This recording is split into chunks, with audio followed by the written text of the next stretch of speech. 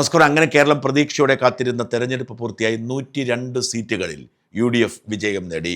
എത്രമാത്രം പിണറായി വിജയനെയും CPM-നെയും കേരള ജനത വെറുത്തിരുന്നു എന്നതിൻ്റെ തെളിവാണ് ആ വെറുപ്പിന് ഇരയായ മറ്റ് ഘടകകക്ഷിയിലെ MLA-മാരും മന്ത്രിമാരും. കേരള കോൺഗ്രസ് ജോസ് കെ മാണി വിഭാഗത്തിലെ MLA-മാരോട് ആർക്കും പരാതി ഉണ്ടായിരുന്നില്ലെങ്കിലും അവരെല്ലാവരും ആ കൊടുങ്കാറ്റിൽ മുങ്ങിത്താണുപോയി. ജോസ് കെ മാണി സംപൂജ്യനായി, അപ്രസക്തനായി. ഇപ്പോൾ പ്രധാനപ്പെട്ട ചർച്ച ആരായിരിക്കും അടുത്ത മുഖ്യമന്ത്രി എന്നാണ്. സ്വാഭാവികമായും മുഖ്യമന്ത്രി സ്ഥാനത്തേക്ക് പരിഗണിക്കപ്പെടേണ്ടത് 2 പേരെയാണ്, VD സതീശനെയും രമേശ് ചെന്നിത്തലയും. എന്നാൽ അവർക്കൊപ്പം KC വേണുഗോപാൽ എന്ന AICC ജനറൽ സെക്രട്ടറിയും പരിഗണിക്കപ്പെടുന്നുണ്ട് എന്നതാണ് വാസ്തവം. 3 പേർക്കും ഈ തെരഞ്ഞെടുപ്പിൽ നിർണായകമായ പങ്കുണ്ടായിരുന്നു. അതുകൊണ്ട് തമ്മിൽ ആരാണ് ഭേദം എന്ന ചോദ്യത്തിന് പ്രസക്തിയില്ല. സ്വാഭാവികമായ ചോയ്സായി പരിഗണിക്കപ്പെടുക VD സതീശനെയാണ്. കാരണം അദ്ദേഹമാണ് കഴിഞ്ഞ 5 വർഷം മുൻപിൽ നിന്ന് പട നയിച്ചത്. സ്വാഭാവികമായും ഭൂരിപക്ഷ ജനപിന്തുണ VD സതീശനാണ്. സ്വാഭാവികമായ മുഖ്യമന്ത്രി സ്ഥാനാർത്ഥി എന്ന നിലയിൽ ക്യാപ്റ്റൻ VD സതീശൻ മുഖ്യമന്ത്രിയാകും എന്നാണ് UDF-ന് വോട്ട് ചെയ്ത ഭൂരിപക്ഷം പേരുടെയും പ്രതീക്ഷയും ആഗ്രഹവും. എന്നാൽ ആ പ്രതീക്ഷയും ആഗ്രഹവും ജനപിന്തുണയും മാത്രം പോരാ. മുഖ്യമന്ത്രി പദവി പോലെ നിർണായകമായ ഒരു പദവിയിലേക്ക് ഒരാളെ തിരഞ്ഞെടുക്കുമ്പോൾ പരിഗണിക്കാൻ എന്ന് വിശ്വസിക്കുന്നവരാണ് പാർട്ടി നേതൃത്വം. യാദൃച്ഛികമായി കഴിഞ്ഞ തവണ പ്രതിപക്ഷ നേതാവായി എന്നതൊഴിച്ചാൽ കോൺഗ്രസ് പാർട്ടിയിലെ നേതൃപരിചയം വെച്ച് നോക്കിയാൽ, ഭരണപരിചയം വെച്ച് നോക്കിയാൽ 3 പേരിൽ ഏറ്റവും പിന്നിൽ VD സതീശനാണ്. ഒട്ടുമിക്ക പ്രധാന നേതാക്കളും യൂത്ത് കോൺഗ്രസിൻ്റെയും KSUവിൻ്റെയും ഒക്കെ പ്രസിഡന്റായി തുടങ്ങി DCC പ്രസിഡന്റായും KPCC പ്രസിഡന്റായും മറ്റുന്നത പദവികളും വഹിച്ചാണ് രാഷ്ട്രീയത്തിലെ ഉന്നത പദവികളിലേക്ക് എത്തുന്നത്. എന്നാൽ VD സതീശൻ ഇത്തരം ഒരു പദവിയും ഇതുവരെ വഹിച്ചിട്ടില്ല. പാർട്ടിയിലോ ഭരണത്തിലോ ഒരിക്കൽ പോലും മന്ത്രിയായിട്ടില്ല. മറുഭാഗത്ത് രമേശ് ചെന്നിത്തല KPCC പ്രസിഡന്റ് പദവിയിലും ആഭ്യന്തരമന്ത്രി പദവിയിലും MP MLA തുടങ്ങിയ പദവികളിലും AICC വർക്കിംഗ് കമ്മിറ്റി പദവിയിലുമൊക്കെ ഇരുന്നിട്ടുണ്ട്. അതുകൊണ്ട് തന്നെ പദവിയിലും പരിചയത്തിലും VD സതീശനേക്കാൾ മുൻപിൽ രമേശ് ചെന്നിത്തല തന്നെയാണ്. എന്ന് മാത്രമല്ല, രമേശ് ചെന്നിത്തല 2016 മുതൽ 21 വരെ പ്രതിപക്ഷ നേതാവായിരുന്നു. പ്രതിപക്ഷ നേതാവ് എന്ന നിലയിൽ കാര്യമായ പ്രവർത്തനം നടത്തിയെങ്കിലും കോവിഡ് അടക്കമുള്ള ദുരന്തങ്ങളുടെ പശ്ചാത്തലത്തിൽ ഭരണ തുടർച്ച ഉണ്ടായതോടെ പ്രതിപക്ഷ നേതൃസ്ഥാനം നഷ്ടപ്പെടുകയായിരുന്നു ചെന്നിത്തലയ്ക്ക്. അതുകൊണ്ട് തന്നെ സീനിയറായ ചെന്നിത്തലയെ പരിഗണിക്കാതിരിക്കുന്നത് ഉചിതമല്ല എന്ന് വിശ്വസിക്കുന്നവർ ഏറെയാണ്. AICC general secretary KC Venugopal ഇല്ലായിരുന്നെങ്കിൽ ഈ ക്യാമ്പയിൻ മുമ്പോട്ട് പോയില്ലായിരുന്നെന്നും തെരഞ്ഞെടുപ്പിന് ആവശ്യമായ ഫണ്ട് കണ്ടെത്താൻ മുമ്പിൽ നിന്നതും എല്ലാവർക്കും വേണ്ട സഹായങ്ങൾ ചെയ്തതും വേണുഗോപാലാണെന്ന് സഹായം കൈപ്പറ്റിയ സ്ഥാനാർത്ഥികൾ തന്നെ പറയുന്നു. മാത്രമല്ല, AICC പ്രസിഡന്റായിരിക്കുന്ന ഖാർഗെ ദക്ഷിണേന്ത്യക്കാരനായതുകൊണ്ട് തന്നെ 2ാമത്തെ വലിയ പദവിയായ സംഘടനാ സെക്രട്ടറി സ്ഥാനം ഒരു ഉത്തരേന്ത്യക്കാരന് കൊടുക്കണമെന്ന വികാരവും വിചാരവും കഴിഞ്ഞ കുറേ കാലമായി കോൺഗ്രസ് പാർട്ടിക്കുള്ളിലുണ്ട്.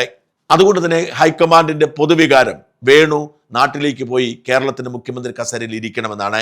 രാഹുൽ ഗാന്ധിയുമായി വളരെ അടുപ്പമുള്ള രാഹുൽ ഗാന്ധിയുടെ ഉപദേശകനായ വേണുവിനെ നഷ്ടപ്പെടുത്താൻ രാഹുൽ ശ്രമിക്കുമോ എന്നതാണ് ഏറ്റവും സുപ്രധാനമായ ചോദ്യം. മാത്രമല്ല, ഇവിടുത്തെ ജനവികാരം പരിഗണിക്കാതെ ഡൽഹിയിൽ നിന്നും ഒരാളെ കെട്ടിയിറക്കിയെന്ന പേരുദോഷമുണ്ടാവുമോ എന്നും രാഹുൽ ഗാന്ധി ആശങ്കപ്പെടുന്നുണ്ട്. അതുകൊണ്ട് തന്നെ 3 പേരുടെയും കാര്യത്തിൽ ഇതുവരെ തീരുമാനമായിട്ടില്ലെന്നും 3 പേരുടെയും സാധ്യതകൾ നിലനിൽക്കുകയാണ് എന്നുമാണ് കോൺഗ്രസിന്റെ ഉൾപാർട്ടി വൃത്തങ്ങൾ നൽകുന്ന സൂചന. ഏറ്റവും ഒടുവിൽ MLA-മാരുടെ പിന്തുണയെ മാനദണ്ഡമാക്കാൻ ഹൈക്കമാൻഡ് തീരുമാനിച്ചാൽ അത് ഗുണം ചെയ്യുക KC വേണുഗോപാലിനായിരിക്കും. നിലവിൽ തെരഞ്ഞെടുക്കപ്പെട്ടിരിക്കുന്ന MLA-മാരിൽ 3-ൽ 2 പേരും KC വേണുഗോപാലിനെ പിന്തുണയ്ക്കുന്നവരാണ്. AICC ജനറൽ സെക്രട്ടറി എന്ന നിലയിൽ സീറ്റ് കിട്ടുന്നതടക്കമുള്ള കാര്യങ്ങളിൽ അവരെ സഹായിച്ചത് വേണുവായിരുന്നത് കൊണ്ട് തന്നെ MLA-മാരുടെ ഭൂരിപക്ഷ പിന്തുണ വേണുവിനാണ്. അതുകൊണ്ട് തന്നെ 2 പേരെയും മറികടന്ന് വേണുവായിരിക്കും മുഖ്യമന്ത്രി കസേരയിൽ എത്തുന്നത് എന്ന് വിശ്വസിക്കുന്നവർ ഏറെയാണ്. അത്തരമൊരു തീരുമാനം UDF-ന് വോട്ട് ചെയ്തവരെ നിരാശപ്പെടുത്തുമോ എന്ന ചോദ്യം മാത്രമാണ് ബാക്കിയാവുന്നത്. ഇക്കാര്യത്തിൽ ആരുടെ പക്ഷമാണ് മറുനാടൻ എന്ന് പലരും ചോദിക്കുന്നുണ്ട്. 3 പേർക്കും ഗുണങ്ങളും ദോഷങ്ങളുമുണ്ട് എന്ന് വിശ്വസിക്കുന്ന ആളാണ് ഞാൻ. VD സതീശനാണ് സ്വാഭാവികമായി പിൻഗാമി എന്ന വാദം ശരിയാണ്. വെള്ളാപ്പള്ളി നടേശനും സുകുമാരൻ നായരുടെയും നിലപാട് ഓർക്കുകയും മുഖം കാണുകയും ചെയ്യുമ്പോൾ VD സതീശൻ തന്നെ മുഖ്യമന്ത്രി ആവട്ടെ എന്ന് ആഗ്രഹിക്കുന്നവരെ കുറ്റം പറയാനും പറ്റില്ല. അതേസമയം ജമാഅത്ത് ഇസ്ലാമിയും മീഡിയ വണ്ണും നേതൃത്വം കൊടുക്കുന്ന തീവ്ര ഇസ്ലാമിസ്റ്റുകളുടെയും സ്യൂഡോ ഫെമിനിസം പറയുന്ന ഒരുപറ്റം യുവതികളുടെയും തടവറയിലാണ് VD സതീശൻ എന്ന വിമർശനം ഗൗരവത്തോടുകൂടി കാണാതിരിക്കാനും കഴിയില്ല. എല്ലാവരെയും ഏകോപിപ്പിച്ചു കൊണ്ടുപോകാനും എടുത്തുചാട്ടമില്ലാതെ പക്വതയോടെ തീരുമാനമെടുക്കാനും രമേശ് ചെന്നിത്തലയ്ക്കുള്ള കഴിവ് പരിഗണിക്കാതിരിക്കുക സാധ്യമല്ല. അതേപോലെ തന്നെ MLA-മാരുടെ പിന്തുണ KC വേണുഗോപാലിനുണ്ട് എന്നത് പരിഗണിക്കാതിരിക്കാൻ കഴിയുമോ? ഇക്കാരണങ്ങളാൽ ഈ വിഷയത്തിൽ കക്ഷി ചേരാൻ മറുനാടൻ ആഗ്രഹിക്കുന്നില്ല. കോൺഗ്രസ് പാർട്ടി ആരെയെങ്കിലും തെരഞ്ഞെടുക്കട്ടെ, ഈ 3 പേരെ അല്ല. മറ്റൊരു പുതുമുഖത്തെ പരീക്ഷിക്കാൻ ആഗ്രഹിച്ചാൽ അതുമാവട്ടെ എന്നാണ് നിലപാട്. ആരെ തെരഞ്ഞെടുത്താലും അവർ മറ്റൊരു പിണറായിയായി മാറരുത്. തൽക്കാലം പിണറായിയേക്കാൾ ഭേദമാണ് ഇവരിൽ ആരായാലും. ആര് മുഖ്യമന്ത്രിയായാലും 6 മാസത്തിനകം അവർ മറുനാടന്റെ ശത്രുവാകും എന്ന് ഉറപ്പുള്ളത് കൊണ്ട് തന്നെ ആരായാലും കുഴപ്പമില്ല എന്ന നിലപാടാണ് ഞങ്ങളുടേത്. അടുത്ത ചോദ്യം ആരൊക്കെയായിരിക്കും മന്ത്രിമാർ എന്നതാണ്. കഷ്ടിയായിരുന്നു വിജയമെങ്കിൽ 1 സീറ്റ് കിട്ടിയവരെ പോലും മന്ത്രിയാക്കേണ്ടി വരുമായിരുന്നു. 2011 ഉമ്മൻചാണ്ടിയുടെ അവസ്ഥ അതായിരുന്നു.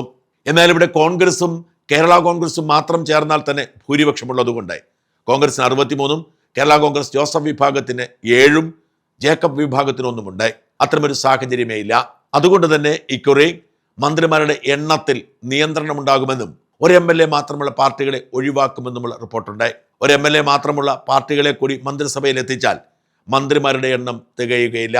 അനൂപ് ജേക്കബും CP ജോണും KK രമയും മാണി സി കാപ്പനുമൊക്കെ മന്ത്രിയാകേണ്ടി വരും. അങ്ങനെ വരുമ്പോൾ ലീഗ് കുറഞ്ഞത് 5 മന്ത്രിമാരെ ചോദിക്കും. 7 സീറ്റുള്ള കേരള കോൺഗ്രസ് 2 മന്ത്രിമാരെ ചോദിക്കും. എന്ന് വെച്ചാൽ ഇവരെയൊക്കെ ഉൾപ്പെടുത്തുമ്പോൾ പകുതിയോളം പേർക്ക് മന്ത്രിമാരാവേണ്ടി വരും. അതുകൊണ്ട് തന്നെ ഒറ്റക്കക്ഷികളായിരിക്കുന്നവരെ ഒഴിവാക്കിയേക്കുമെന്നാണ് റിപ്പോർട്ട്. മാണി സി കാപ്പനെയും KK രമയും വെട്ടുമെന്ന് ഉറപ്പാണ്. എന്നാൽ CP ജോണിന് മന്ത്രിസ്ഥാനം കൊടുക്കണം എന്ന വാദം എല്ലാവർക്കും ഉള്ളത് കൊണ്ട് തന്നെ അനൂപ് ജേക്കബിനെയും ഉൾക്കൊള്ളിക്കേണ്ടി വരും.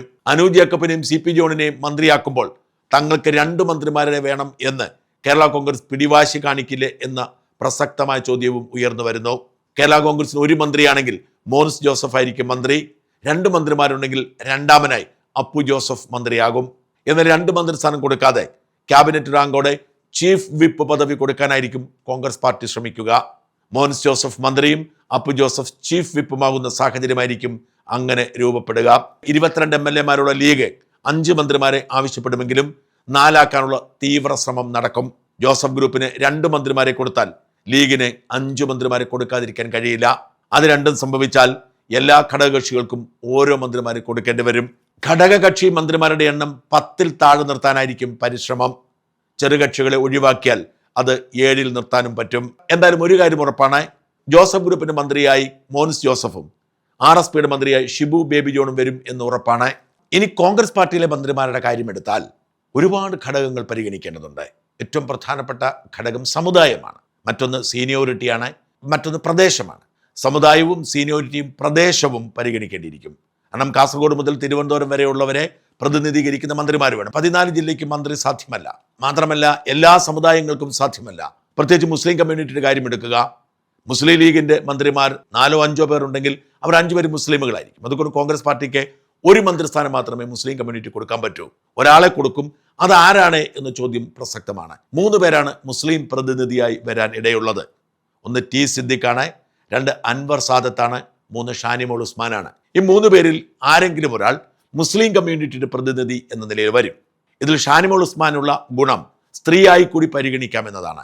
ഇത് T സിദ്ദിഖിനുള്ള ഗുണം വയനാടിന്റെ പ്രതിനിധിയായി കൂടി പരിഗണിക്കുമെന്നതാണ്. അതുകൊണ്ട് തന്നെ മുസ്ലിം കമ്മ്യൂണിറ്റിയുടെ പ്രതിനിധി എന്ന നിലയിൽ T സിദ്ദിഖിനാണ് കൂടുതൽ സാധ്യത. കാരണം വനിതകളായി ബിന്ദു കൃഷ്ണ അടക്കമുള്ളവർ വേറെയുണ്ട്. ഷാനിമോൾ ഉസ്മാനോ T സിദ്ദിഖോ ഇവരിൽ ഒരാൾ മന്ത്രിയാകുമെന്ന് തീർച്ചയാണ്.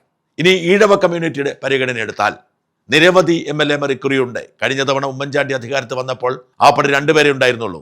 ഇക്കുറി അങ്ങനല്ല. നാട്ടകം സുരേഷും സേനാപതി വേണുവും ദീപക് ജോയിയും അടക്കം നിരവധി പേരുണ്ട് ഇക്കുറി ഈഴവ കമ്മ്യൂണിറ്റിയിൽ നിന്നും കോൺഗ്രസിന് MLA-മാരായി. ഇവരിൽ പാർട്ടിയുടെ പദവിയും പരിഗണനയും വെച്ച് നോക്കുമ്പോൾ സീനിയറായി പരിഗണിക്കേണ്ടത് M ലിജുവിനെയാണ്. കായംകുളത്തും ജയിച്ച M ലിജുവിനെ. അതുകൊണ്ട് ഇക്കുറി മന്ത്രിയാകുമെന്ന് ഉറപ്പിച്ചു പറയാൻ പറ്റുന്ന ഒരാൾ M ലിജു ആയിരിക്കും. ഇനി സീനിയർ നേതാക്കളിലേക്ക് വരാം. രമേശ് ചെന്നിത്തലയും VD സതീശനും മുഖ്യമന്ത്രിയോ മന്ത്രിയോ ആയി ഉണ്ടാവുമെന്ന് തീർച്ചയാണ്. അടുത്തതായി ഉറപ്പായും പറയാവുന്ന ഒരാൾ KPCC പ്രസിഡന്റ് സണ്ണി ജോസഫാണ്. സണ്ണി ജോസഫിന് 3 ഗുണങ്ങളുണ്ട്. ആദ്യത്തേത് KPCC പ്രസിഡന്റാണ് എന്നത് തന്നെയാണ്. രണ്ടാമത്തേത് കണ്ണൂരുകാരനാണ്. മൂന്നാമത്തേത് സീറോ മലബാർ സഭക്കാരനാണ്. ഈ 3 ഘടകങ്ങളാൽ സണ്ണി ജോസഫ് മന്ത്രിയാകുമെന്ന് തീർച്ചയാണ്. സണ്ണി ജോസഫും M ലിജുവും അങ്ങനെ മന്ത്രിസ്ഥാനം ഉറപ്പിക്കുന്നു എന്ന് തീർത്ത് പറയാം. T സിദ്ദിഖ് അല്ലെങ്കിൽ ഷാനിമോൾ ഉസ്മാൻ ഇവരിൽ ഒരാളും മന്ത്രിയാകുമെന്ന് തീർച്ച. VD സതീശനും രമേശ് ചെന്നിത്തലയും മന്ത്രിയാകുമെന്ന് തീർച്ച. ഇതോടുകൂടി 5 മന്ത്രിമാരുടെ കാര്യത്തിൽ തീരുമാനമായി. ഇനി കോൺഗ്രസ് പാർട്ടിക്ക് പരമാവധി 6 മന്ത്രിമാരെ തെരഞ്ഞെടുക്കാൻ കഴിയൂ. ഇതിൽ 3 പേരുടെ കാര്യത്തിൽ ഏതാണ് തീരുമാനമായി. കെ മുരളീധരനും ശക്തൻ നാടാരും അനിൽകുമാറും.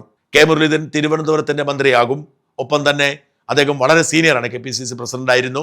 തലവര ശരിയായിരുന്നെങ്കിൽ മുഖ്യമന്ത്രി പോലും ആവേണ്ട ആളാണ്. CPM-ന്റെ ഏറ്റവും ജനകീയനായ MLA, വലിയ ഭൂരിപക്ഷത്തിൽ കഴിഞ്ഞ തവണ ജയിച്ചിട്ടും തോൽപ്പിച്ച് തിരിച്ചു പിടിച്ചതാണ്. അതുകൊണ്ട് മുരളീധരൻ മന്ത്രിസ്ഥാനത്തെത്തുമെന്ന് തീർച്ചയാണ്. അടുത്തത് AP അനിൽകുമാറാണ്. പാർട്ടിയുടെ സീനിയറാണ്, ഹൈക്കമാൻഡിന് വേണ്ടപ്പെട്ടയാളാണ്, പട്ടികജാതി പട്ടികവർഗ വിഭാഗത്തിൽപ്പെട്ടയാളാണ്. അതുകൊണ്ട് AP അനിൽകുമാറിന്റെ കാര്യത്തിലും തർക്കമേ ഇല്ല. മൂന്നാമൻ ശക്തൻ നാടാരാണ്. തിരുവനന്തപുരത്ത് UDF-ന്റെ വിജയത്തിന് നിർണായക ഘടകമായി മാറിയത് നാടാർ കമ്മ്യൂണിറ്റിയാണ്. അതുകൊണ്ട് ശക്തൻ നാടാരെ മന്ത്രിയാവാനുള്ള സാധ്യത വളരെ കൂടുതലാണ്. ആകപ്പാടെയുള്ള പ്രശ്നം തിരുവനന്തപുരത്തിന് അധിക പ്രാതിനിധ്യം വരും എന്നതാണ്. നാടാർ സമുദായം പരിഗണിക്കുമ്പോഴും തിരുവനന്തപുരമാണ്. CP ജോണും മുരളീധരനും ശക്തൻ നാടാരും 3 പേർ മന്ത്രിമാർ വരുന്ന സാഹചര്യം മാത്രമാണ് നാടാർക്ക് എതിർപ്പായി വരുന്നത്. പിന്നെയുള്ള ഒരു മുതിർന്ന നേതാവ് തിരുവഞ്ചൂർ രാധാകൃഷ്ണനാണ്. കോൺഗ്രസ് പാർട്ടി നേരിടുന്ന ഏറ്റവും വലിയ വെല്ലുവിളി എന്ന് പറയുന്നത് നായർ നേതാക്കളുടെ അമിത പ്രാധാന്യമാണ്. ഇവിടെ VD സതീശനും രമേശ് ചെന്നിത്തലയും നായരാണ്, മുരളീധരൻ നായരാണ്, അതുപോലെ മുതിർന്ന നേതാക്കൾ പലരും നായരാണ്. അതുകൊണ്ട് തന്നെ തിരുവഞ്ചൂർ രാധാകൃഷ്ണൻ ഏറ്റവും വലിയ വിനയാകുന്നത് നായരാണ് എന്നതായിരിക്കും. കോട്ടയത്തു നിന്ന് മറ്റാരുമില്ലാത്ത സാഹചര്യം ഉണ്ടായാൽ തിരുവഞ്ചൂർ തന്നെയായിരിക്കും തിരഞ്ഞെടുക്കപ്പെടുക, അല്ലെങ്കിൽ തിരുവഞ്ചൂർ സ്പീക്കർ ആയിരിക്കും. ഒന്നുകിൽ സ്പീക്കർ അല്ലെങ്കിൽ മന്ത്രി എന്ന അവസ്ഥയിലേക്ക് തിരുവഞ്ചൂർ മാറുന്നു. തിരുവഞ്ചൂർ കൂടി മന്ത്രിയായാൽ പിന്നെ അവശേഷിക്കുന്ന 2 മന്ത്രിമാരാണ്. ഒരുപാട് ജില്ലകൾക്ക് പ്രാതിനിധ്യം കൊടുക്കണം. കോഴിക്കോടിന് മന്ത്രിയായേ പറ്റൂ. സീനിയോറിറ്റി ഇല്ലെങ്കിലും അവിടെ നിന്ന് ഏതെങ്കിലും ഒരു നേതാവിനെ മന്ത്രിയാക്കേണ്ടി വരും. സീനിയോറിറ്റിയും മതവും ജാതിയും ഒക്കെ പരിഗണിച്ചായിരിക്കും ആ മന്ത്രിസ്ഥാനം നിശ്ചയിക്കുക.